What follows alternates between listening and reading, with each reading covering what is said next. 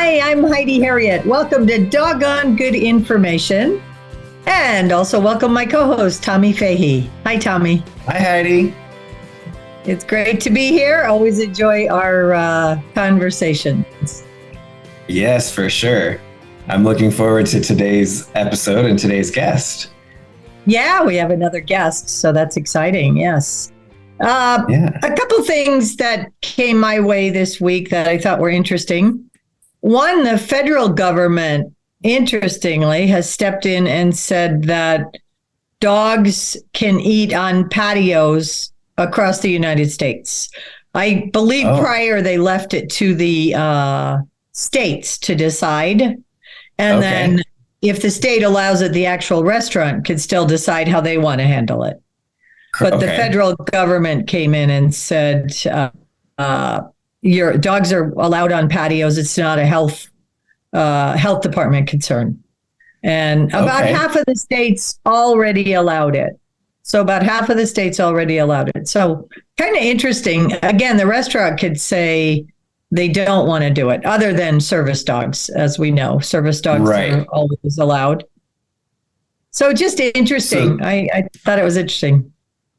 Yeah, and there's no, they're not stipulating on the national level that it's specifically service dogs. It's any dog. Yeah, any dog correct? On an outside seating. And I don't think, and I don't know if that's a state level. They're not allowed to be up at the table or sitting on the chairs or the bench or such. But yeah, so I'm not, it's interesting. I bring it up because I'm not exactly sure what it's aiming to help. I think people with dogs know their restaurants they go to and. And I worry a little bit, it opens a bit of a floodgate that if a dog is allowed, then is my cat allowed? And if my cat specifically says that. It says no cats, just dogs. Yeah. So that's, when I worked for one of the dinner theaters, we had a pig act in the show, the racing piglets. Mm-hmm. And they could not be housed on the same property because it was a health code violation. So they were trailered in every day. They did not have housing on the same location because it was a health code violation. How interesting, because you had buffalo and horses and other animals. So not in the food area at all. Correct. So, totally separate locations, but specifically swine was not to be housed on the same area as a commercial kitchen. So I don't know exactly the regulations behind that. So shout out to servers. This is a pet peeve of mine. I should have saved this for the pet peeve. They go pet these dogs, or they'll bring their water bowl to them or that kind of thing, which we've talked about extensively on this podcast. Yes. And then I don't see them, you'll see them then bringing a tray of food out. And I need and I have animals. I'm not a hand washer, but I do expect in those scenarios to really be fastidious because again, best practices, they're not asking for any documentation, any vet records, anything like that, vaccines. So I see it often. They want to pet the dogs and play with them. The restaurant should say, you know what, you're here working. It's just not the time to cuddle with the dogs. You could say hi to them, but don't touch them, So that kind of bothers me. So interesting. Yeah. And in other news, look more into that. This was really interesting. There was a study on hoarding, and it was really relative more to people, and I think even seniors, right? Because they find some of these folks in just horrible conditions. But it moved into pets. And the study found it was funded by the National Institutes of Health. And it was published in the Journal of the AVMA, American Veterinary Medical Association. So credible study. That if you had 8 animals or more, the health of the animal declined tremendously. Wow. Okay. The overall care of the animals. And it doesn't surprise me. And I'm actually kind of glad to see the study because I think this is important because once in a while I'll get a client or somebody or someone will call me. One woman had 7 dogs. We live in very, very urban area. I just don't see the point of that. And she also said they're completely unruly. So that bothered me. But yeah, I think you got to be careful. And you and I have both seen rescues and people with big hearts. With horses, this is also very predominant. Huge. Taking in more than you can take care of. And it is a dilemma. And we lose sleep over it at night that animals aren't taken care of. But you can't solve it by yourself. And now a study actually says that if you have more than 8 animals, chances are you're not going to be able to do the right thing by them and for their health, their well-being, best practices. Yeah, there's a tipping point of your resources. If you have 1 dog, okay, maybe getting a second one is not that much of an addition, but getting the 3rd and the 4th and the 5th, suddenly it's going to get on top of you and become overwhelming. So yeah, this is a concern you and I both have because we see it with horses as well. And just taking the best care of the animals you can. And we just can't do it all. Of course. Yeah. You have to know your limits. Yeah. And, that leads us into our main topic today and our guest who actually runs a shelter and probably could speak to a lot of this as well. So I'm excited to have her on. I'm Heidi, and this is Tommy, and we are providing some doggone good information. At least we hope so. Stay with us as we join Jessica Cooke from Yuppy Puppies. So I'd like to welcome our guest to the podcast, Jessica Cooke. Welcome, Jessica. Hi, thanks for having me. We're delighted to have you. We're enjoying having some guests on at this point. And wow, you've got quite a resume. What you're doing is amazing. Why don't you tell the folks the type of business you're in? And you've got a quite expansive business, but tell us about that. So I own the Yuppy Puppy Pet Spa, which is a holistic approach to pet hotel, boarding, daycare, and training. We've been in business 20 years. We have 2 locations. And then I'm also the director of my nonprofit, Yuppy Puppies Forever Rescue. Wow. Okay. So yeah, you're busy. Grooming, boarding, training, all of that within your spas, I take it? Yes. Okay, great. And Tommy, this was a guest that you suggested. I don't know if you two had met or if you had heard about Jessica. Tell me. So we actually met through horse training. Oh, okay. Yeah. So a friend of mine, Lindsay Cross, is a dressage trainer up in near St. Louis. And she is Jessica's trainer. And so that's how we all got to meet together. Gotcha. And I thought you'd be a great fit to come on and talk to us about dogs. Well, yeah, you're having me. Yeah. Jessica, we talk a lot on this podcast. We like to think our podcast fills an open space by providing more authentic information. There's a lot of emotion around animals in today's climate, and it's not always in the best interest of the animals. So that's kind of the premise of where we start. I'm intrigued because you do 2 sides of it. In my experience, the folks who are the groomers and the trainers, and then you have the rescues, right? You kind of bring that all together. What's your approach or philosophy about the animal or pet world, I should say, and then from there, your specific business? Sure.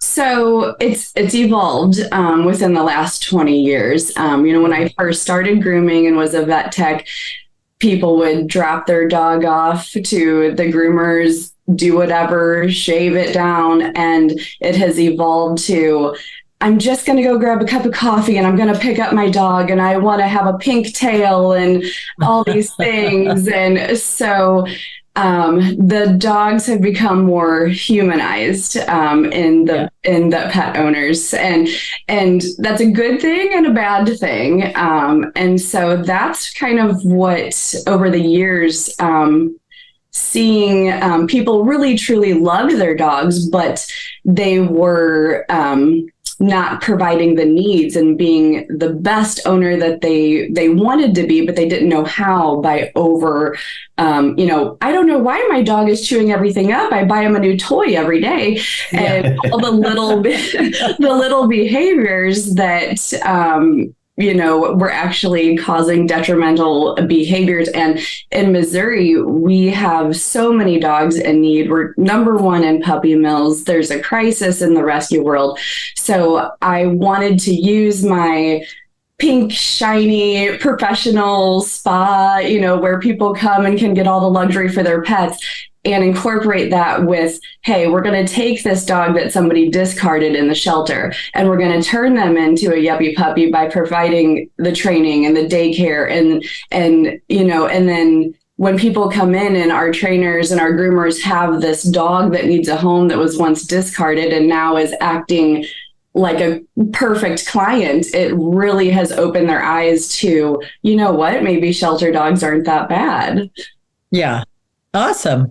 So you have the spa, mm-hmm. and then is the rescue housed separately? Is that, or do you foster out your rescues? What's your scenario with the rescue? Sure. So our rescue, we have about 50 dogs at a time. They go to my O'Fallon location. That's where they become fully vetted. We have a vet actually that's in our building. So any medical needs are assessed first. We call that our intake or decompressing period, just to kind of observe, let them, sniff around and do all the things. We don't go straight to work with this dog's getting adopted now, because we want to know what best fit is going to be for that dog. And then they get transferred to our Caldwell location and they're mixed in with our guests. So we provide grooming. And that's part of, okay, does this dog like his nails done? Let's figure out what do we need to work on. They all go through some type of training program, and whether it's an older dog and we just need to work on, let's see how they are next to eating their food, or can this dog tolerate a child? So, and then the young puppies, they go straight to work on all kinds of obedience manners and leash manners, and just turning them into a very much adoptable dog then. Awesome. That's excellent. Tommy, go ahead. Sorry.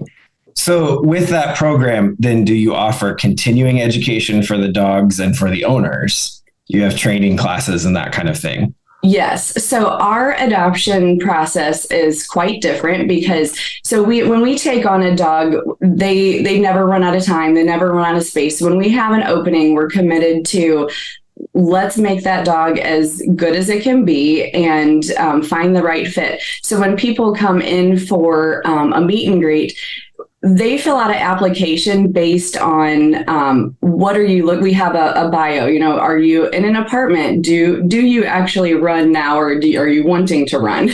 Or do you want a dog that just comes home? So they fill that out, not by a specific dog necessarily. We have like a dating profile pretty much. And then if we have any dogs that meet that criteria, we let them meet about 3 of those dogs. And if we don't have any, then we say, you know what, we're going to keep this on file. We'll keep looking, but I'm sorry, at this time, we don't have any that meet your criteria. And then, so they come several times. If they have other dogs in the home, they're coming several times. And then our trainers meet with them as well. And then we also offer 50% off our services for life for training to help that transition period. Because a lot of times we hear, 2 months in, well, he's starting this, and we know, Mary was not doing that when we had her as a rescue. So let's figure out what environmental changes that you've done, or cues that the dog unintentionally might be you're doing that they're picking up on, and let's get you in and do that. And it's really helped. Our return rate's less than 3% out of all of our dogs, because we do that matchmaking process and continue that journey with them.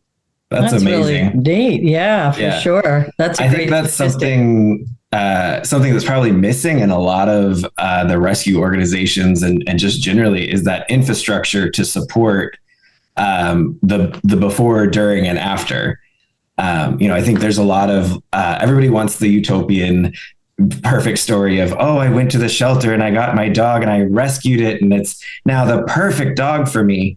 But Right. a lot of people really don't have the resources to make it the perfect dog.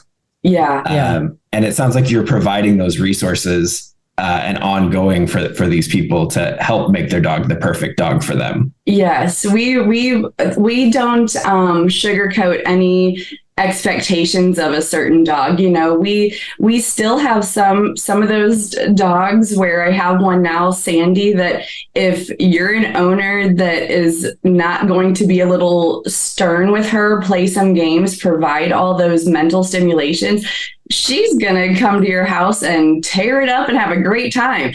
So we make sure, you know, we hands on very much with the owner. I want you to go take her for a walk.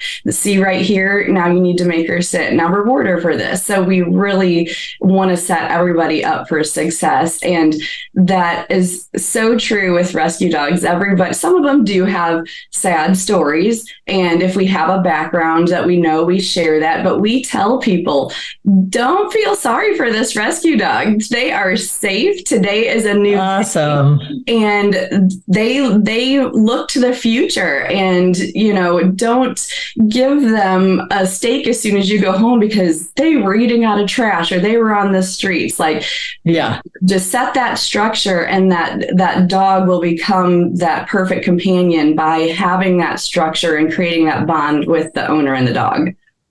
I think you took the words right out of Heidi's mouth.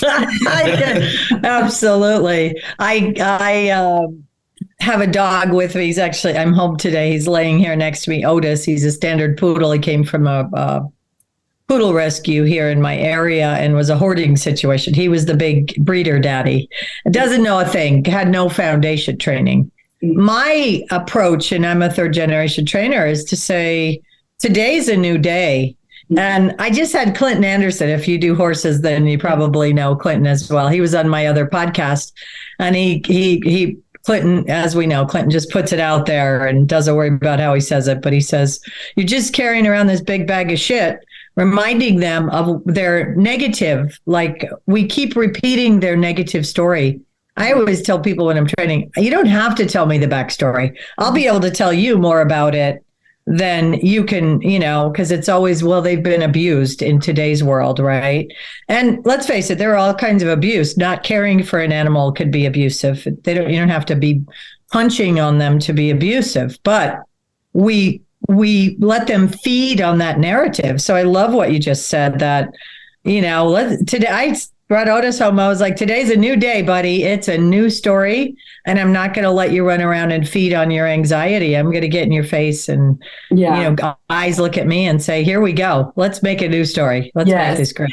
And when I go and transfer a dog into my rescue, I take their backstory with a grain of salt. Like, yes, I want to know that, but did somebody misinterpret what was going on? I find that a lot, where this dog is reactive, and well, let's talk about why it's reactive, or what is it reactive, or is it just excited, or does it need to do some different things? And we have found that dogs that were labeled single dog only, sometimes through proper introductions, slow, just observing, you know, people think socialization now these days is, I'm going to take them to a dog park. And we're like, oh, you know, that is not socialization. That is, you know, sitting your dog by the trash truck so it doesn't think it's a T-Rex when it comes by and explode. There's different textures and sounds. And if your dog can calmly go through those things, sometimes you do need to backstep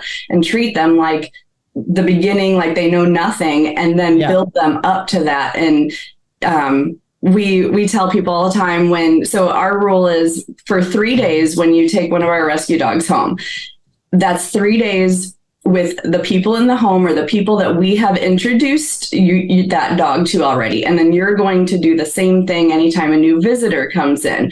And we've had people that ignored all that through our process, and they threw a party for their rescue dog. And then Mabel exploded. She was not the dog that we thought we were adopting. She was horrible. And I'm like, well, what happened? And they had all the neighborhood kids over, and we're like, do you understand that? So that was just way too much overstimulation at once. And yeah.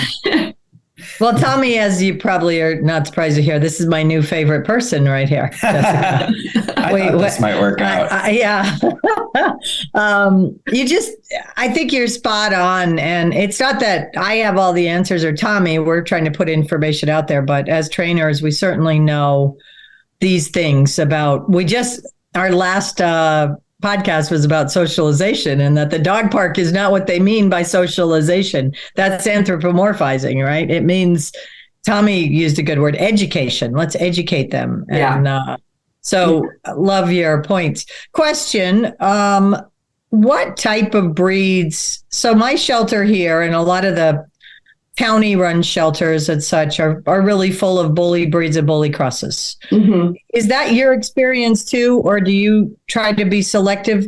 I know this is a tough subject, but talk to us a little bit about the breeds and how you work your way through that. So I personally own 2 pit bull or bully breeds. I adore them and I advocate for them. But if a potential adopter comes in and I hear little things like, do their jaws lock? I'm not going to adopt you a pit bull because you already are coming with the pre-notion of you're a little timid, you're a little scared. Yeah. So let's maybe have you hang out and do some walks or volunteer and do some things with the pit or a bully breed. But I don't think if you're already coming to that with, are they going to eat my kids? Are they going to do that? Well, I can tell you, currently in my rescue, I have, they are harder to get adopted because there are so many in Missouri. I tell people all the time, they can be a terrier. So do we look at them the way people look at a Yorkie? They're doing the same type of drive, but they're smaller, cuter, fluffier. And, just the way like a border collie is going to chase and herd and do all those things. There are some hereditary behaviors that are going to be in those breeds, but here's the things, if you are going to own them, that you need to do to keep them mentally and physically stimulated. But yeah, so we're very cautious because I never want to give the breed a bad name. So I'm very guarded on, who's going to get one of those. And, sure. But yeah, I'm a huge advocate for them. And, but I only take at my facility, I only take on a dog that I'll transfer if I know I can better that dog, because I don't want to take a dog out of a shelter environment already and bring it to another shelter environment where it's not conducive. So if a dog needs to be in a foster home, we don't foster base. So that would not be conducive for that dog to come to us. So if we can better the dog's life while we're doing it, and then we'll take them on. Gotcha. The question on my mind is, are you, what's your thought? And again, another tough question. There are shelters and there's the euthanasia. Like we have some dogs that are not adoptable. Mm-hmm. Is it better for them to live out, a years or decade in a shelter, or is euthanasia the right way? And I know this is a difficult question, but I think these are the things that I see online that people just vilify one way or the other on. And that we got to have these conversations to do what's right for the animals. So as a professional, how do you see that? It is very tough, but being in, like I said, Missouri is just overrun. Nobody wants to do it. And I hate that the government ran shelters are vilified, but if a dog truly is going to put somebody at risk after a chance is given, I do think, unfortunately, euthanizing for space just is horrible, and we have to change that with owner surrenders and spaying and neutering. But if a dog really is through, a trainer has assessed, they've worked with the dog, and it's not going to have a great quality of life because sometimes just through genetics, we don't know, if that dog's background, if there's something wrong. So I do think those dogs should be euthanized or humanely euthanized, because why have a caged animal that's miserable, that's causing stress, that energy around is also causing stress to the other dogs in the shelters.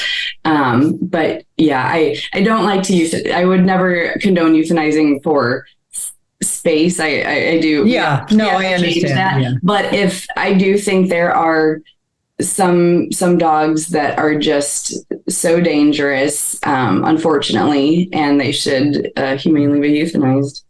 I think that's a big part of the story that is not put out there. Exactly what you just said. There are some dogs, there are some individuals that putting the resources into rehabbing them or rehoming them just really is not something that we can do. Yeah. And in those scenarios, it's okay to humanely euthanize. Mm-hmm. And I think that's something that's not stated by a lot of people in this industry. Yeah. And a lot of people, I think specifically in like the rescue world, you have a much more, I think, realistic view of the world in that way. Yeah. But there's a lot of narrative put out there of like, no, every dog is savable. And that's just not really true. I mean, I do a lot with horses, and I feel the same way about horses. There are some horses that the time and the resources and the danger to the humans, it's really just not worth that input. If it comes to that point, and yes, exactly, you should evaluate them. A professional should be involved and check and see if there's something that can be done. Mm-hmm. But you get to a point where it's like, this is not a dog that can go live in a family home situation. Right. So, yeah. That's because the worst thing that could happen is, say, a dog like that is dangerous, that is a loose cannon, that, just has something, and you can try to tell potential adopters, okay, these are some triggers. That dog goes to a home, it attacks them, it harms a neighbor, it harms a dog, it harms a kid. Well, guess what? Now they're not going to talk about how they want to go rescue or save a dog. They're going to want to go to a breeder, and they're going to have this negative, I tried to rescue a dog and it was horrible and it attacked me, or whatever. And so I'm really cautious I involve children in the home so much when we're adopting out a dog, because I want them to hear it from us, in a nice childlike way, like, hey, you don't like when somebody just runs up and hugs you, do you? You're a little, same thing. You wouldn't want to do that to your new friend. Because I want the future to say, you know what, I grew up with this best rescue dog I ever had, and I'm going to continue to go to the shelter and get a new dog. Yeah. Do you do any training or consulting for other shelters? Has that been something you've done at all, or you just, sounds like you've got more than you need on your own plate, but curious. So many shelters reach out to me on Monday morning. My email and Facebook is full. They please take this dog. They all want one of their dogs to come into a spot. And I do go to a couple of the local shelters and help evaluate, or me and my team will go there, and same thing. They'll say, is this one, we're on the fence. What are you seeing? What we're seeing, or all of this stuff. So we'll go through there and have those conversations and get them out and help them assess them. Yeah. And I'm thinking more of the training, like your approach that, and I'm the same way. Again, I don't need the backstory, but the first thing, I'm going to go right at the foundation training after they've settled in a day or two and create a new story. But I always say you can teach an old dog new tricks, and you must, because they've got to have some structure and some. So I think in like Tommy and I, our experience and thoughts are that while they are well intentioned, the rescues, they have a hard time really sometimes with the training. And I love that you guys follow up, because as we know, we send them home and it could be 2 weeks or 2 months, and if they're not consistent, that changes. So Kudos to you. It's all fantastic. So in the training program, give us an idea. You get a rescue dog who's not not overly personable, not seeming to be any kind of aggressive or bad dog. Where do you start? What's the beginning of your training program, if you don't mind telling us? Yeah. So what does that look like? Is it just kind of like a dog that's kind of aloof? You don't really know what's going to happen? Yeah, just a dog that isn't overly problematic. You get them in the shelter and you want to get them rehomed. Where does your training program start? So our first thing when we assess is to rule out kind of treat reactivity, food reactivity, toy. Like I need to know if this dog is, because if we just get the dog out and it's, fine on a leash and we need to work, but like, how are they in a room? If you're, we do this is my toy, I'm going to take it away. I'm allowing you to play with it. And that you need to, if that is, so that's kind of step one, like how are they when I can do that? And then before any of the real training kind of starts is I'm a groomer too. So I like to get that dog in the bathtub. Does it go in the bathtub? Do I have to push it in the bathtub? How is it when I grab the feet, when I'm digging in the ears? So I like to do like an all over, just head to tail, okay, they got some soreness on their hips, or is that just they are sassy and we got to work on that, and then basic leash walking, heeling, stopping, starting, go through the door, because that's probably the number one thing I would say is people, they want a dog that's great to walk on a leash, but they don't want to put in any effort. So we get the foundation for that and then let them do the bragging later. I rescued this great dog, and it's like, well, that took about 4 to 6 weeks of getting that dog that way for you. So, and please follow through with that. Otherwise it's going to be the exact same way. So just that calm sitting. We spend a lot of time with our rescues from 4 to 6 in the evening, having that dog just sit or on a climb command, a place command, while people are coming in and out, and just rewarding for that dog just sitting there observing all those things. So that's a big part of it, is just allowing their sensory overload to calmly have them sit there during all that stuff. So then when we take them to events, they know how to act like a well-behaved dog during that event. Yeah, fantastic. And it's pretty much the plan I go through as well. I'm huge on the walking and can't get enough of eyes on me, those kinds of things. Yeah. So just to back up, do you guys, Tommy or Jessica, know why Missouri has such an issue?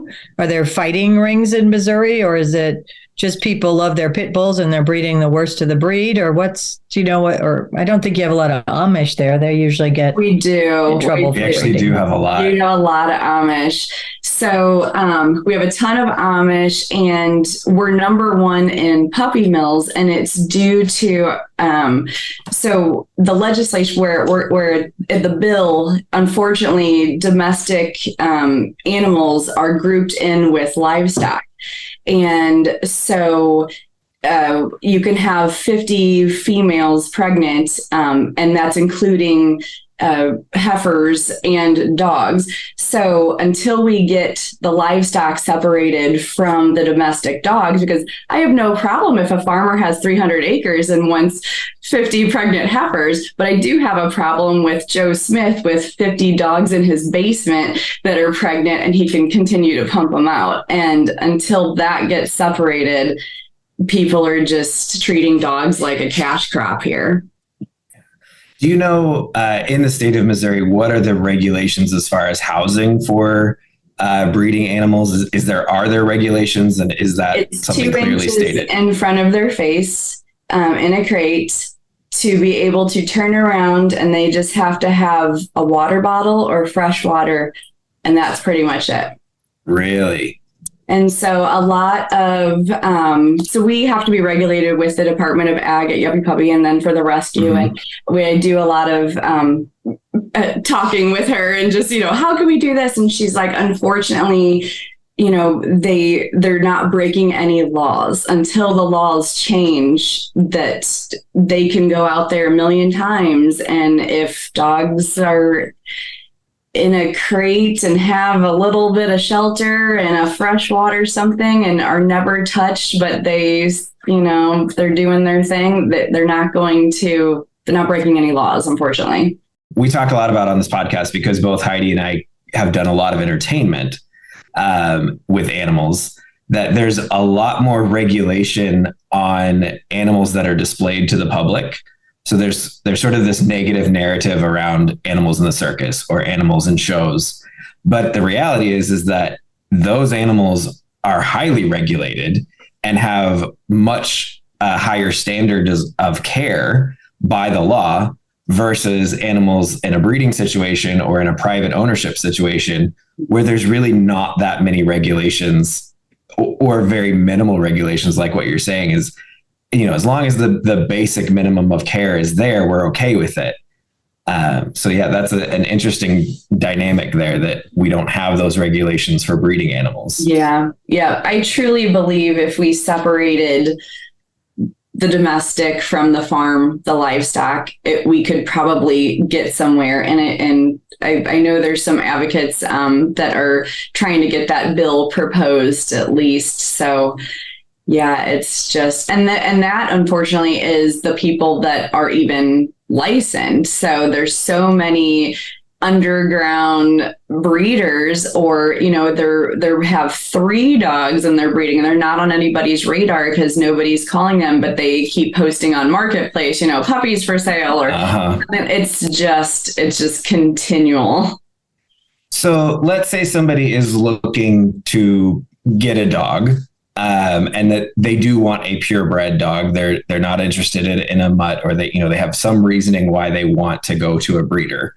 What would be the process, or what would be the best way to find a good breeder, one that you hopefully is USDA regulated, so hopefully is doing the best job, the best practices with their animals? What do you look for? How do you find that? Is there a way to go about doing that in the best way? Absolutely. I can tell you, I have come across about every purebred dog that somebody doesn't want to in rescue. So absolutely, I would say start that venture first and don't be in a hurry. If you look and you put out feelers, I currently have a 6-month-old Bernese mountain dog puppy that has papers that was too much for their 70-year-old owner. I have an AKC show quality English bulldog because he doesn't like their kid now. And then, I've got the stories like that go on and on and on. So sure, reach out to rescues first. However, if you're looking for, you're like, I do one day want a petite Bracabon of smooth coated Brussels Griffon. And so okay. I found a breeder in California, and it's one of those, she wouldn't even sell a dog to me because I had children, because she's like, these dogs are not good with children. So I loved that. And I'm like, one day when my kids are gone, I might actually get one of these. So, and knowing about that, I actually had another client that she wanted a Neapolitan Mastiff, and same thing. That breeder was like, they are still too kind of not domesticated. It's a very old breed. And if you have a toddler on the floor, it's not going to go well. So he did not sell her one of those because he was, wanting a true person who had expectations of this breed for there. And if there's any breeder that is like, yep, in the fall, I'm going to have this litter and I'll put your name on the list without vetting you or anything, that's a red flag. You definitely want to ask, how long have you been doing this? Can I see the mom? Can I see the health records? Because it's not just about getting on that waiting list either. True breeder would breed to benefit, to better the breed. They would stop that Absolutely. bloodline immediately if there was any type of heart murmur, issues, thyroid, like anything. And a lot of times they would then fix, spay or neuter that mom or dad or that bloodline. And then those would be usually sold to at a place. So I would definitely, just do your background. A lot of them won't ship. They're not going to meet you in a Walmart parking lot. You're going to have to go to their house. It's going to be a long process if it comes from a true great breeder, because they want to know where their puppies are going, what's going to happen. There's going to be a contract, most likely, that you're either going to have to spay or neuter that dog at a certain age, or you are going to have to whelp a litter and then they get a pick. There's definitely different than just going and buying a dog from somewhere. Then that's not a reputable breeder. Right. Yeah, I've told the story a couple times about my dog, Jimmy Dean, who I lived with. Jimmy Dean always makes the podcast. I gotta work him in, But I lived with the breeder when I was in Kentucky for several years, and I knew when I was living there, I knew both of his parents. So when I was offered him to take home, I knew exactly what I was getting, and I knew exactly how he was raised. I knew exactly what his parents were, so I had that benefit. Not everybody gets that benefit, obviously, but I'm very lucky in that sense. Yeah, I think exactly what you're saying is really do your research and look at the breeder that you're interested in. And if they're not asking for more information, they're probably not that reputable. They're just in it for the money. Yeah. And I tell, so Missouri is once again horrible. And people say, well, these golden doodles that I bought, down by the Ozarks, they're raised in the home. And I get on Google Earth and get on the Department of Ag site. And I'm like, well, here's the shed that you can see that is all around. And, because they ended up meeting them somewhere. And I'm like, and here are all their Department of Ag stats. They had puppies with coccidia. They had this, they've been dinged so many times. And so many people don't know that public information is available. If they're not if they're not registered with the Department of Ag, then they're a backyard breeder essentially. And then if they are, you can see past inspections and feel comfortable or not comfortable about puppies coming from. Where exactly would they go to look for that information? The USDA website? I believe so. It's Department of Agriculture. There's it'll say breeders in Missouri. It'll have reports. It's not that easy to navigate, but there is a search bar and you can reach out. There's and they really do want that. My Department of Ag rep, Olivia, she, if you have questions about any breeder or anything, they're happy to talk about that, because they really want to make a difference in Missouri too and get us off that list of number one for puppy mills. Yeah, not what we want to be known for. No. That's for sure. So our guest today has been Jessica Cooke from the Yuppy Puppy. And we're so glad that you were able to come in here and talk to us today and share your information and your background. Is there anything else you want to promote or tell us about with your businesses? So if you're in O'Fallon or Cottleville, come see us. We have tours anytime. I'm floating around between either location. I'd love to meet anybody. And if you are in the market for a new friend or just want to talk rescue, my Yuppy Puppies Forever Rescue, we can help matchmake your perfect friend. And my website is yuppypuppyspa.com. Excellent. Well, thanks for being with us today. All right, thanks for having me. So Tommy, we're up to our favorite segment, at least mine, pet peeves and training tips. So you get to do our pet peeve this week. So what do you got for us? Yes. So my pet peeve is when owners or people call their animal stupid or refer to their animal in some sort of derogatory way. And this actually kind of goes along the way of the anthropomorphizing idea that we've talked a lot about on this podcast. But most often when I hear it, they're blaming the dog for being a dog, or they're blaming the horse for being a horse. They're blaming the Jack Russell Terrier for chasing the squirrel. They're blaming the herding breed for chasing or herding up the family. They're not stupid. They're not bad. They're being a dog. They're doing their natural behaviors.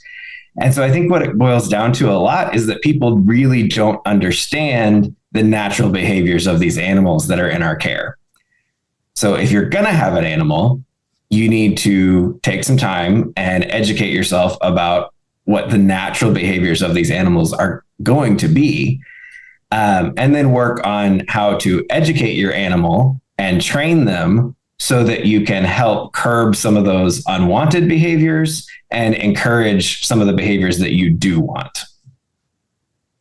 Yeah, well said. And Jessica talked a little bit about that too, that, they come with some behaviors and some inherent from their breeding, and we have to work on that.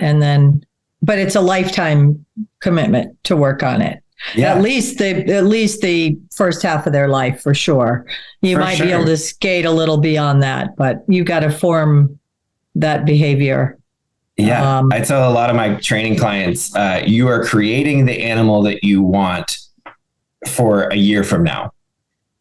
So you have to put the work in now, take your time and do the foundation and put in the education so that in a year from now, you can do it with a lot less and a lot more relaxed. Yeah. And that was I think I mentioned this in one of the last podcasts that I came across a very succinct quote that was, dog training is hard. The consequences of not training your dog are much harder. Absolutely. So, Tommy, I don't know if I ever told you this, but my father had a huge issue with that. So I appreciate your pet peeve. If we were working with a horse, and we did a lot of horse training for exhibitions and stuff, and the horse was getting the better of us, or the horse was being a pill or whatever, and we would say, "Damn you, you stupid horse," or something.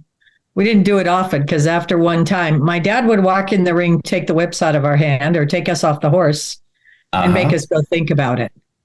Absolutely. And where he was coming from on that was, it's never the animal's fault. And if you, as the human, can't figure this out, then you need to step out, because that's what it's all about. If you have a smart animal and they're outsmarting you, that's on you. Or they're misbehaving and you can't keep your wits about you. Circle back around and find a solution. That's on you.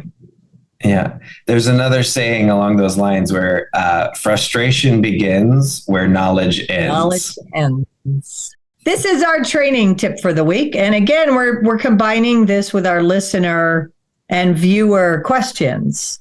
And it always aligns, not surprisingly, with my clients during the week as well.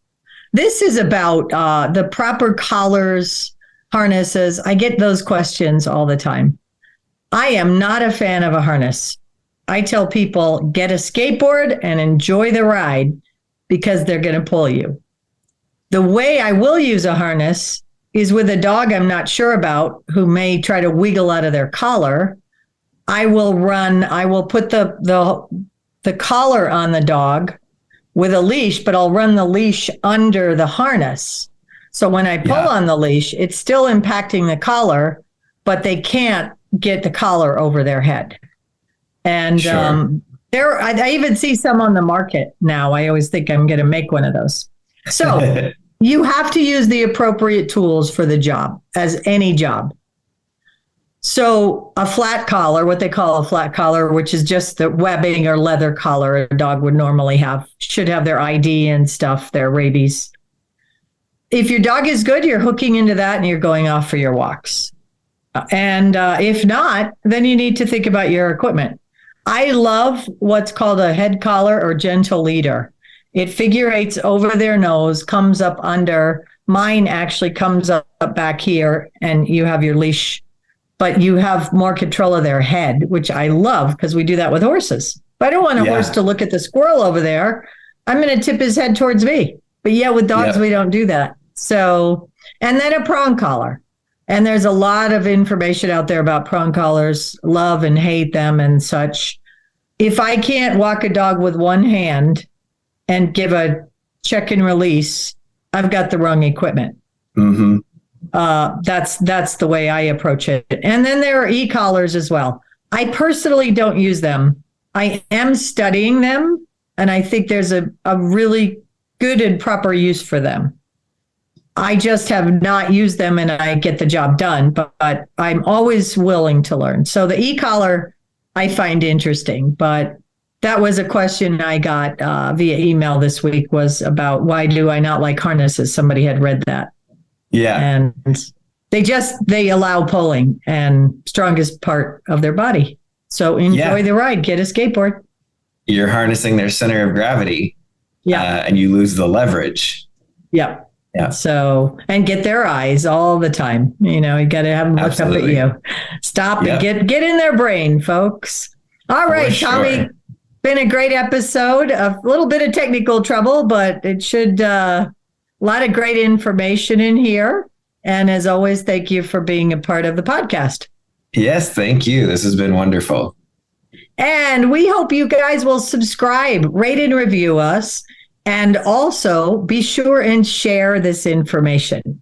We're doing this to hopefully help educate others and ignite some conversations about dog training. Thank you for joining us, and we hope you got some doggone good information.